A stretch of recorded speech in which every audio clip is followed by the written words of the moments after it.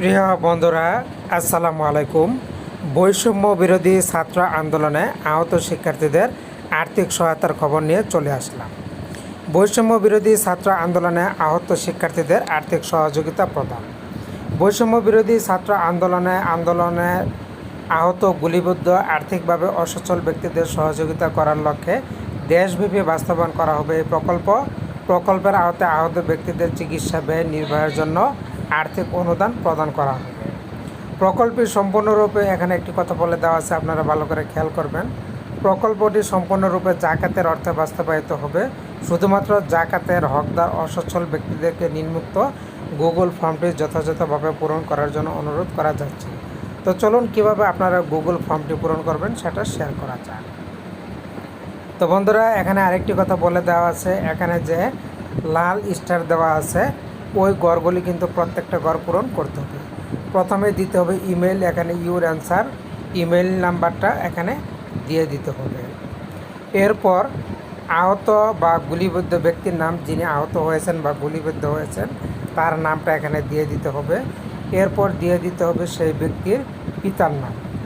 তারপরে দিতে হবে তার বর্তমান ঠিকানা, এই আহত গুলিবিদ্ধ ব্যক্তি কোথায় অবস্থান করছেন তার ঠিকানাটা এখানে দিতে হবে, বর্তমান ঠিকানা। এরপর এখানে দিতে হবে স্থায়ী ঠিকানা। এরপরে দিতে হবে জেলার নাম। এখানে জেলার নাম দেওয়ার ক্ষেত্রে এখানে আপনারা ড্রপ ডাউন বারে প্রেস করবেন, জেলাটা সিলেক্ট করে দিবেন। তারপরেও দিতে হবে মোবাইল নাম্বার। অবশ্যই এখানে একটি সচল মোবাইল নাম্বার দিবেন যেটা দিয়ে আপনার সাথে যোগাযোগ করতে পারে। এরপর দিতে হবে বিকাশ নাম্বার। এখানে আপনার বিকাশের যে নাম্বারটা, কোন নাম্বারে বিকাশ খোলা আছে সেই নাম্বারটা দিবেন। এরপর দিতে হবে শিক্ষা প্রতিষ্ঠান, কর্মস্থলের নাম, আপনি কোন শিক্ষা প্রতিষ্ঠানে আছেন অথবা কোথায় কর্মস্থলে আছেন কর্মরত সেই প্রতিষ্ঠানের নাম দিতে হবে। এরপরে দিতে হবে আহতকালীন ছবি, আপনি যে আহত হয়েছেন বা গুলিবিদ্ধ হয়েছেন এর জন্য ছবি দিতে হবে। Upload up to 5 supported files PDF image, maximum 1 MB, 1 MBর মধ্যে আপনাদেরকে ছবি দিতে হবে।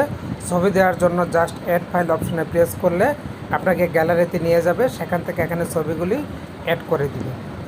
এরপরের যে অপশনটি সেখানে দিতে হবে জাতীয় পরিচয়পত্র নম্বর অথবা জন্ম নিবন্ধন কার্ড, দুইটার মধ্যে যে কোনো একটা দিলে চলবে।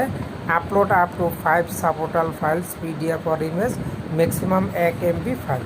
এখন আপনারা অ্যাড ফাইল অপশনটিতে প্রেস করে দিবেন, আপনাদেরকে গ্যালারিতে নিয়ে যাবে, সেখান থেকে ছবিটা অ্যাড করে দিবেন জাতীয় পরিচয়পত্র অথবা জন্ম নিবন্ধন কার্ডে। এরপর আহত হওয়ার বিবরণে এখানে ডিটেলস লিখতে হবে যে আপনি কিভাবে আহত হয়েছেন, আপনার বর্তমান কি অবস্থা। এরপরে দিতে হবে বর্তমান শারীরিক অবস্থা। আহত হওয়ার পর বর্তমানে আপনার শারীরিক অবস্থা কেমন, আপনি কি চিকিৎসাধীন আছেন কিনা, বাড়িতে আছেন কিনা না হাসপাতালে আছেন, ভর্তি সহ হাসপাতালের নাম, বর্তমান অবস্থানের ঠিকানা।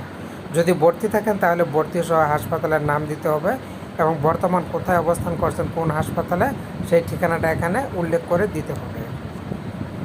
এরপর আনুমানিক চিকিৎসা ব্যয়, আপনার চিকিৎসার জন্য আনুমানিক কত টাকা ব্যয় হতে পারে তার একটা সম্ভাব্য খরচ আপনাকে এখানে লিখে দিতে হবে। এরপরে যে অপশনটি সেটা হচ্ছে ব্যয়ের খাত, আপনি এই অনুদান পাওয়ার পর এই টাকাটা কোন কোন খাতে ব্যয় করবেন সেই খাতগুলি এখানে উল্লেখ করে দিতে হবে, যেমন চিকিৎসা, ঔষধ, যাতায়াত এখানে লিখে দিতে হবে। এরপর আহত হওয়ার তারিখ, আপনি কত তারিখে আহত হয়েছেন সেই তারিখটা এখানে লিখে দিতে হবে। এরপরে সর্বশেষ যেটা দিতে হবে হাসপাতালে ভর্তির কাগজপত্র, প্রেসক্রিপশন, ডাক্তারের ছাড়পত্র, এখানেও আপনারা অ্যাড ফাইলে প্রেস করে তারপরে ইমেজ সিলেক্ট করে দিয়ে দিবেন। এরপর যদি আপনার এক্সরে রিপোর্ট থাকে, অন্যান্য পরীক্ষার কাগজপত্র থাকে তাহলে এখানে অ্যাড ফাইলে প্রেস করে এখানে দিয়ে দিবেন। তারপরের অপশনটি হচ্ছে অর্থনৈতিক অবস্থার বিস্তারিত বিবরণ, আপনার অর্থনৈতিক অবস্থা কেমন তার বিস্তারিত বিবরণ এখানে দিয়ে দিবেন। দেওয়ার পর সাবমিট অপশনটি এখানে প্রেস করে দিবেন। আর অবশ্যই সাবমিট করার আগে আপনি এই তথ্যগুলি ভালো করে যাচাই করে নেবেন যে আপনি সঠিক তথ্যগুলি ঠিকভাবে দিতে পেরেছেন কিনা। তো বন্ধুরা, আশা করি বুঝতে পেরেছেন। ভালো থাকুন, ধন্যবাদ।